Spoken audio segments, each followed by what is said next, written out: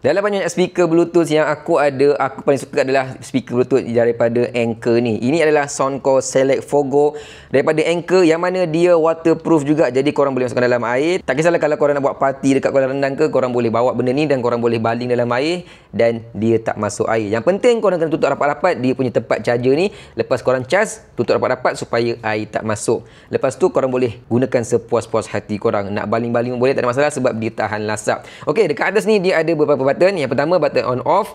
Biru ni menandakan dia dah connect dengan phone. Ada button Bluetooth, volume down, pause and play, volume up. Jadi ini adalah bunyi yang korang akan dengar bila korang dah connectkan dengan phone dan korang buka lagu. Contohnya macam ni ha. Cukup sedap dia punya bunyi. Dengar suara, dengar bass, dengar treble, semua dengar, memang sangat lengkap. Bunyi yang korang akan dapat bila korang play lagu dekat speaker ni. Okey, pausekan dia supaya korang boleh dengar aku cakap. Okey, kalau korang dapatkan link yang dekat bawah, korang boleh pilih warna yang korang suka. Tekan link sekarang, lepas tu terus check out satu Soundcore Select Fogo daripada Anker. Mantap. Serius.